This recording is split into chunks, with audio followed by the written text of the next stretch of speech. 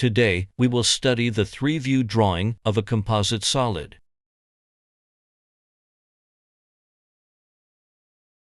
In the previous lesson, we learned the characteristics, drawing methods, and methods of reading the three views of basic solids, including prisms, pyramids, cylinders, cones, and spheres.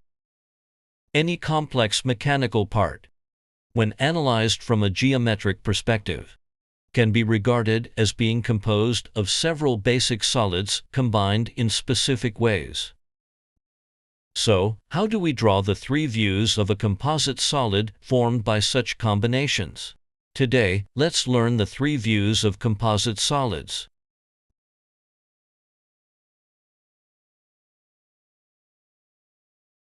The teaching objectives of this lesson mainly include the following three. First, the form analysis method for composite solids. Second, the methods and steps for drawing three views of additive composite solids. Third, the methods and steps for drawing three views of a subtractive composite solid.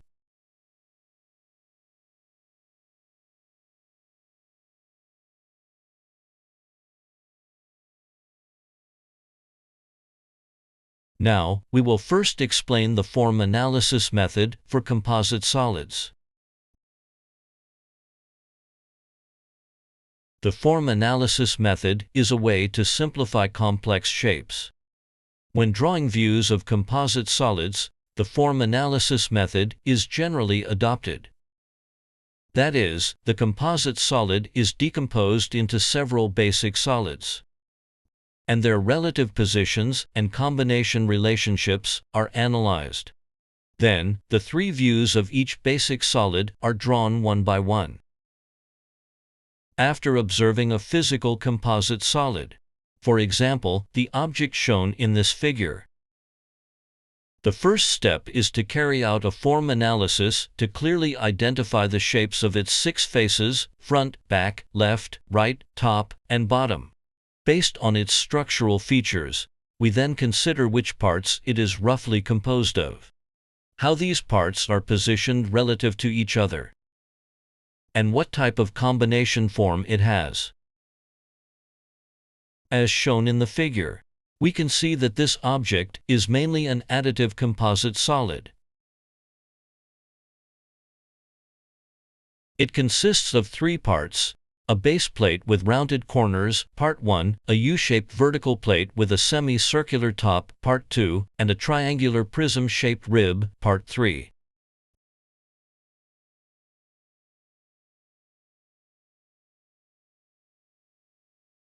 There are also two holes in the base plate, part 1. There is one circular hole in the U-shaped vertical plate, part 2.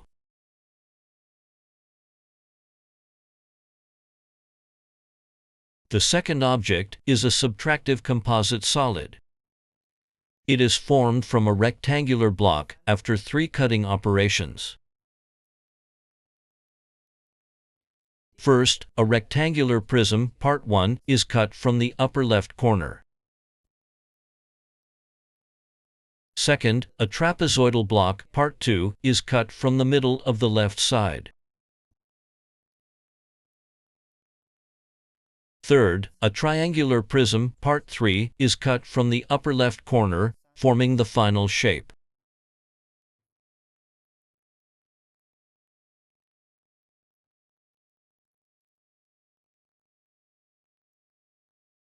Next is the second part. We will now study the methods and steps for drawing the three views of composite solids.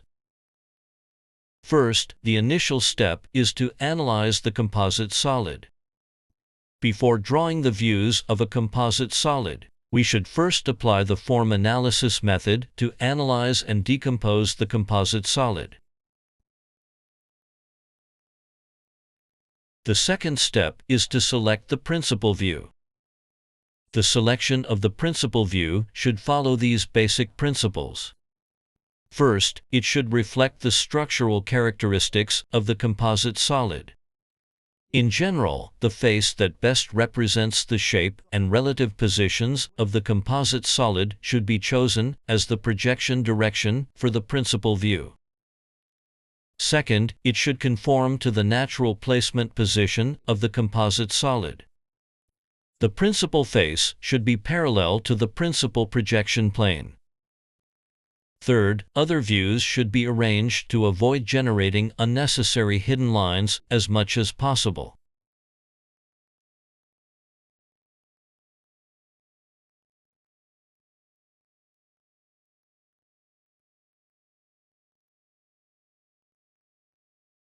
As shown in the figure, after placing this bracket in its natural position, we can see that the left-hand view appears more stable, more natural, and the top view does not produce any hidden lines.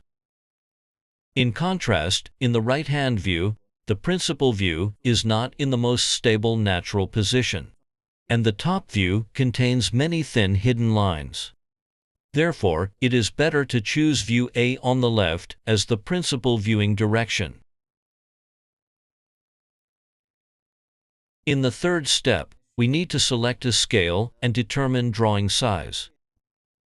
Once the views have been determined, the drawing scale and drawing size should be selected according to the size and complexity of the composite solid.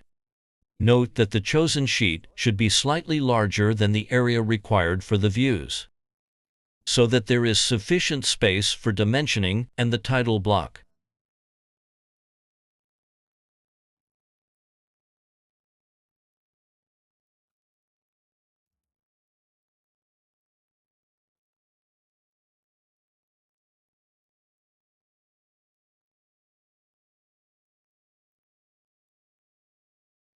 The fourth step is to draw the layout and arrange the views.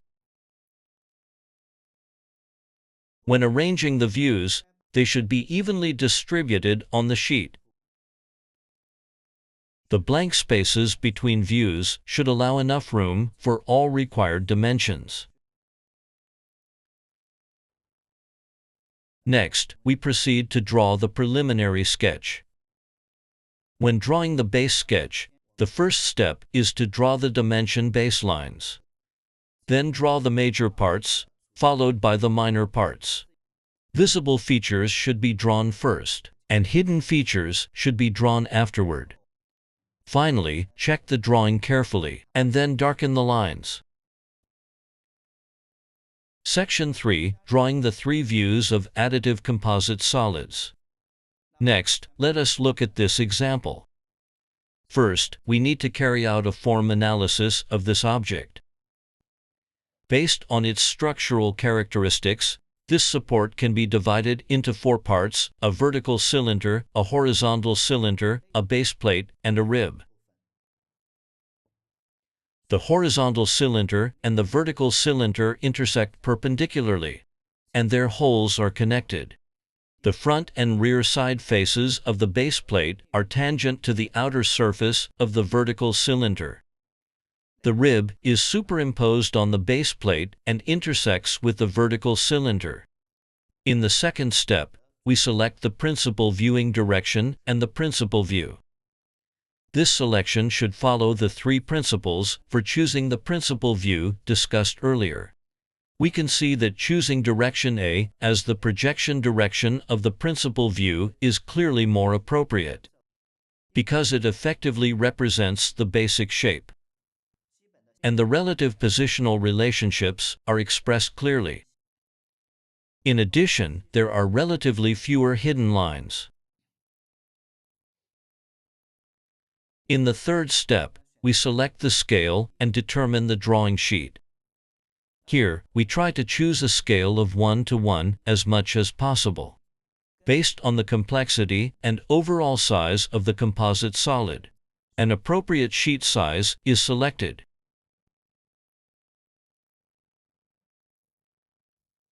The fourth step is the drawing procedure.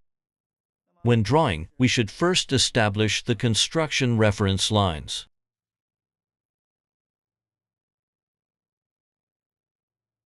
These include the bottom lines of the principal view and the left view. and the centerline of the top view. We also draw the centerlines of the circular holes in the base plate and the centerline of the vertical cylinder in the principal and top views. And in all three views, the centerline of the horizontal cylinder. In the second step, we begin by drawing the vertical hollow cylinder. When drawing the vertical hollow cylinder, we must coordinate all three views simultaneously. When drawing the views, we should first draw the view that best reflects the shape characteristics. For example, the shape characteristic of a cylinder is best shown in the top view. From the top view, we can see that it is circular, so we draw a circle first. Then, according to the alignment rules of equal length alignment, equal width, and equal height, we draw the other two views in sequence. Do not forget that there is also a circular hole at the center. In the third step, we draw the base plate. For the base plate, the view that reflects its shape characteristics is the top view, so we first draw the top view of the base plate. Note that the two edges of the base plate are tangent to the vertical cylinder. Then, using equal length alignment, we draw the principal view. And using equal width, we draw the left view. Since the base plate and the cylinder are tangent, the line of intersection between them is not drawn. In the fourth step, we draw the horizontal hollow cylinder. For the horizontal hollow cylinder, the shape characteristic view is the principal view. First, draw the two circles in the principal view. Then, according to equal length alignment and equal height alignment, draw the left view and the top view in sequence. Pay attention that in the left view, the two cylinders intersect. So the line of intersection must be drawn. After the intersection line is completed, the two original lines of the vertical cylinder in that area are removed.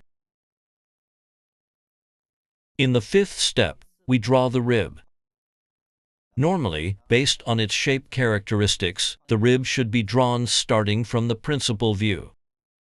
However, because this shape is relatively special, the rib intersects with the cylinder, and they are combined together. If we start by drawing the principal view, we cannot determine the intersection line. That is this line here. Therefore, in this case, we need to draw the top view first. We first locate the intersection point of these lines. After the intersection line is drawn in the top view, we can then locate the intersection line in the principal view by using equal length alignment. Remove the previous boundary lines, and then draw the left view according to equal height and equal width alignment. Note here that the upper edge of the rib is not a straight line, but a downward curving line. This is because the intersection between the inclined face of the rib and the cylinder is a curve. The highest point of this curve, aligned by equal length, lies on the intersection line of the two solids. The lowest point is the intersection of the cylinder's leftmost generatrix with the inclined face. Finally, we darken the lines to complete the drawing. When darkening the lines, make sure to check the horizontal hollow cylinder. When it is drawn, it blocks part of the base plate. Therefore, the corresponding portion of the base plate here should be changed to a hidden line for this part.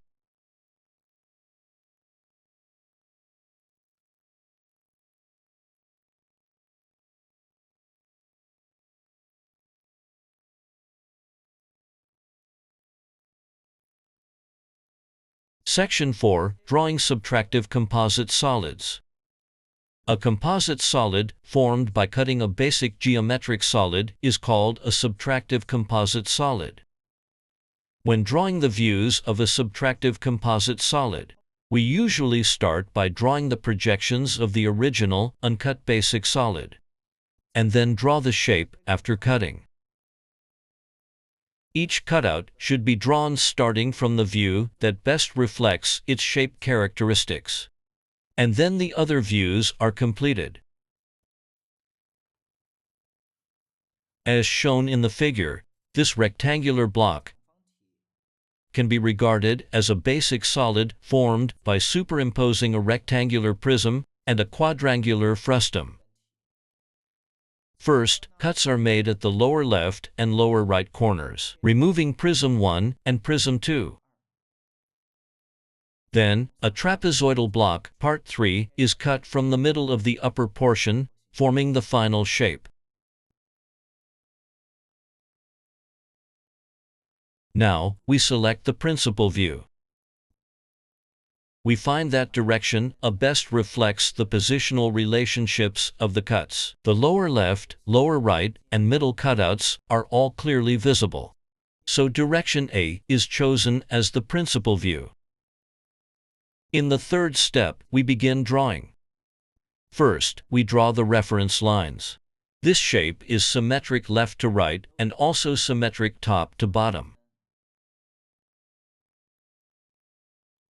After the reference lines are completed, we draw the basic solid.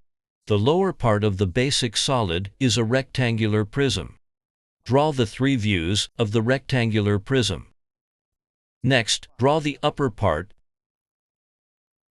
the three views of the quadrangular frustum.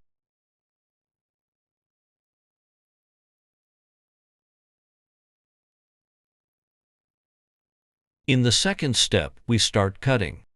First, cut away the two rectangular prisms at the lower left and lower right corners. The shape characteristic is best shown in the principal view, so we start from the principal view. In the principal view, remove the two rectangular prisms. Then delete the two original bold lines here. Next, draw the other two views based on this view. In the left view, add one horizontal line. In the top view, add 4 hidden lines.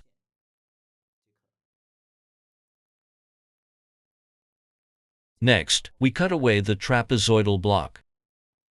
The shape characteristic of the trapezoidal block is also best shown in the principal view. So, first draw the trapezoidal cutout in the principal view, and remove this upper line. Then, according to equal height alignment, draw the hidden line for the trapezoidal cut in the corresponding view. Next, using equal length alignment and equal width, draw the cut section after the trapezoidal block is removed. On the top surface, the two lines in the middle are cut away, so they should be removed.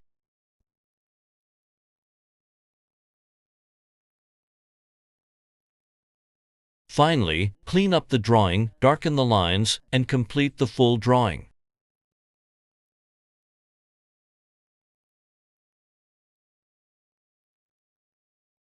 Let's summarize what we learned today. First, we learned the form analysis method for composite solids. We also learned the steps and methods for drawing composite solids.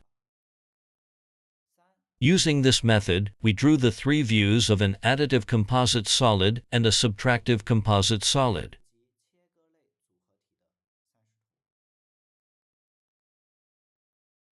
Thank you for listening. Goodbye.